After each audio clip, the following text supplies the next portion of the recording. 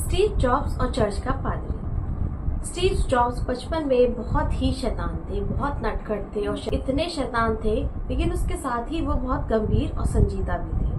हर चीज को बहुत गंभीरता से सोचते थे, बहुत विचार विमर्श करते थे और तब वो किसी निर्णय पर पहुंचते थे। एक बार उनके हाथ में, एक बचपन की बात है, जब वो 13 वर्ष के थे तो उनके हाथ में एक मैगजीन, लाइफ मैगजीन की एक कॉपी उनके हाथ में आ गई, जिसमें अफ्रीका के 2 बच्चों की दारुण फोटो छपी थी जो असहनीय कष्ट झेल रहे थे। ये देखकर उनका दिल इतना द्रवित हो गया, वो इतने दुखी और परेशान हो गए कि वो मैगजीन की कॉपी लेके सीधा चर्च के पादरी के पास पहुंचे और उन्होंने पूछा कि क्या गॉड सब कुछ जानते हैं। तो चर्च के पादरी बोले हाँ, वो सब कुछ जानते हैं। ये सुन के भी स्टीव जॉब्स संतुष्ट नहीं हुए और गुस्सा होते हुए उन्होंने वो लाइफ मैगजीन की कॉपी चर्च के पादरी को दिखाई, जिस पर उन 2 अफ्रीकी बच्चों की फोटो छपी थी जो बहुत ही दारुण कष्ट को भोग रहे थे। तो उन्होंने पूछा क्या गॉड ये भी जानते हैं। तो चर्च के पादरी बोले हाँ, वो भी जानते हैं। तो स्टीव जॉब्स अब की बार उनके उत्तर से संतुष्ट नहीं हुए। उन्होंने पूछा अगर वो सब कुछ जानते हैं तो वो इन गरीब बच्चों के लिए कुछ करते क्यों नहीं।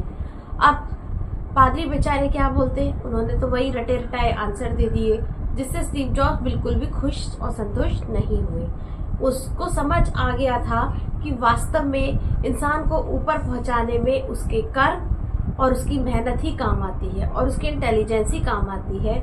बाकी सब कर्मकांड का कोई फायदा नहीं है। इसलिए इंसान को हमेशा अच्छे कर्म करने चाहिए, अपनी इंटेलिजेंसी को बढ़ाना चाहिए और हमेशा मेहनत करते रहना चाहिए, वही उसको ऊंचाई पर पहुंचाएगा।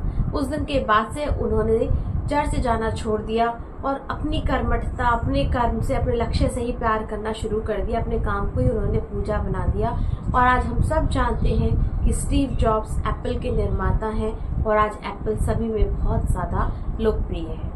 तो हमें भी अपने अच्छे कर्मों पर फोकस करना चाहिए। अगर हमारी कुछ सिचुएशंस बहुत नेगेटिव है तो हमें किसी से कंप्लेन नहीं करनी चाहिए, क्योंकि ईश्वर हमारे अंदर है। हम खुद ही अपने भाग्य के निर्माता हैं। हमें खुद अपनी सिचुएशंस को अपने फेवर में करना चाहिए, अपनी इंटेलिजेंसी को बढ़ाना चाहिए, कर्मठ होना चाहिए और धीरे धीरे हमारी सिचुएशंस भी बदलती चली जाएगी।